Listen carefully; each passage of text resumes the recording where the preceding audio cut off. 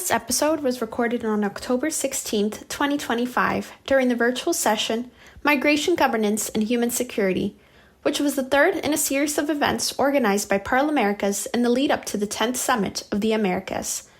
This event brought together parliamentarians, experts, representatives of international organizations, and hemispheric leaders to explore the human security challenges that arise when migration occurs outside regular pathways, as well as the opportunities to strengthen stability by expanding safe and orderly options for mobility.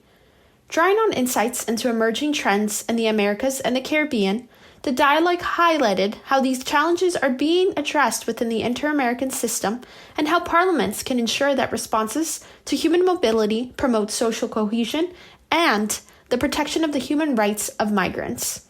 Listen to Simone Cecchini, Director of the Latin American and Caribbean Demographic Center of the United Nations Economic Commission for Latin America and the Caribbean, speak about the current migration trends in the hemisphere, how these might shape policy priorities for countries in the region, and the main contributions that migrants bring to the host communities. To ParlAmericas for the invitation to this important meeting. Well, first of all, let's say that because of the changes in U.S. migration policy, we are today talking about a completely different scenario that we would have talked about 1 year ago.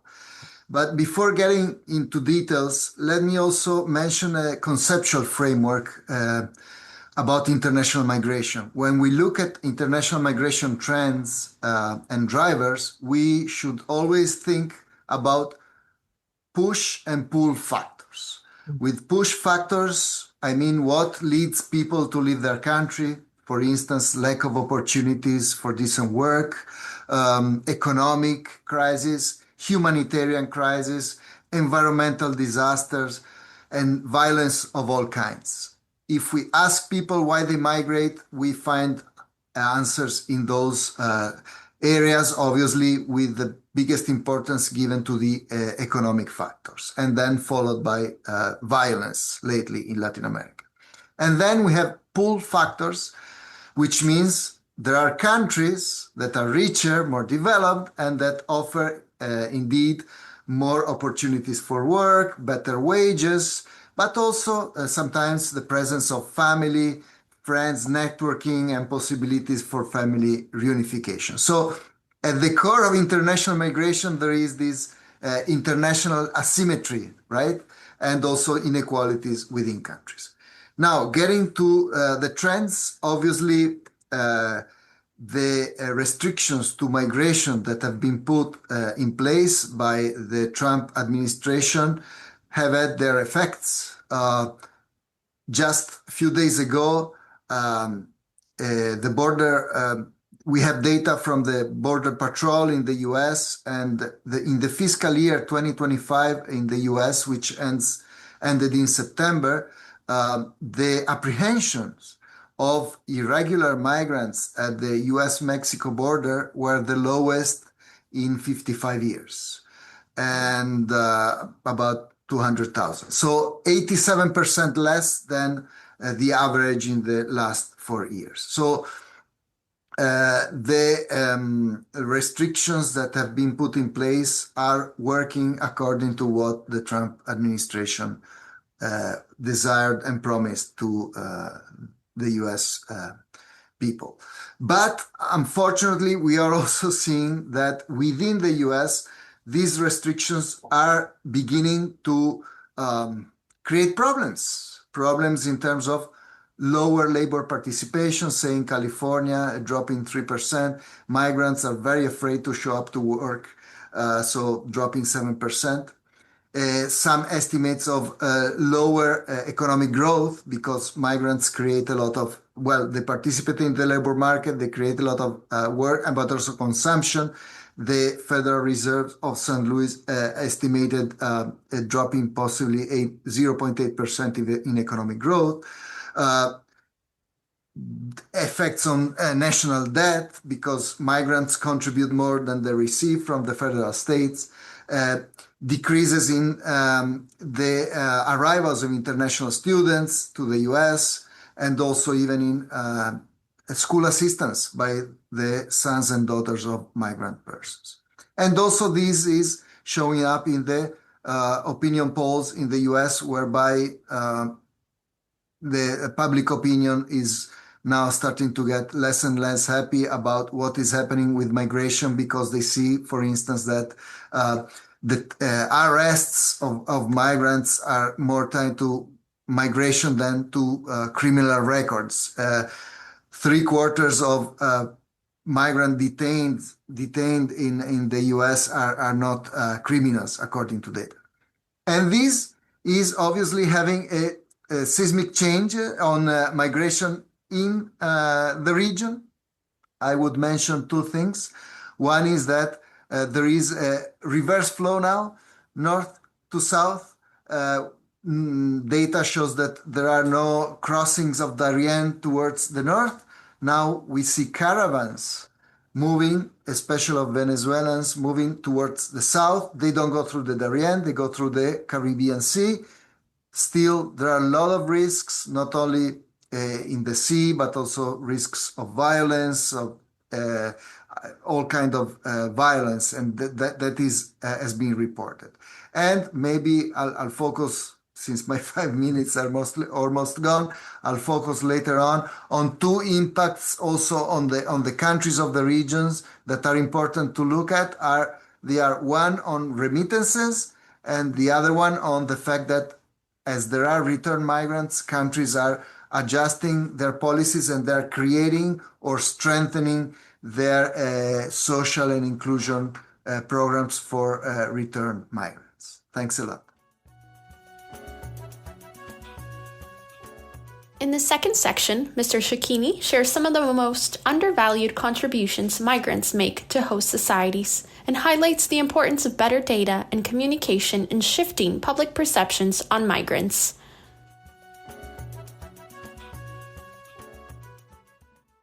Well, first of all, let me say where we come from at the ECLAC CELADE, which I direct. We have a perspective on migration which is right-based but also development-based. So we think that we need to look at both aspects. And in those terms, obviously, we work for the rights of migrants. As a UN body, we promote the Global Compact on Safe, regular and orderly migration. In March, here at ECLAC headquarters, we had a second revision meeting to foster a common view on this from the region. But also, we have worked a lot on producing data and analysis right on the issue that you mentioned, that is to showcase and understand better the contributions that migrants make to both countries of origin and countries of destination. Obviously, there is a huge literature. In economic terms, the case is obvious. Migration is a positive force, right? But unfortunately, in the public debate and many areas of life, people now start seeing that more the problems than the contributions that migrants may make. On the one hand, I think there may be a component of fake news in social networks, or the simple fact that, unfortunately, bad news have more tribune than good news. Let's say the migrant that shows every day to work doesn't make the news. The migrant that commits a crime makes the news, right? As simple as that.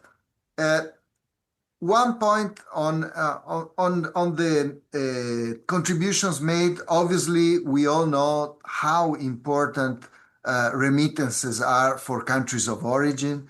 There are many countries in Central America and the Caribbean where more than a fifth of GDP is due to explained by remittances. So that's not minor. So let's not forget it, because we have seen that in the big One Beautiful Big Bill, a tax of luckily 1%.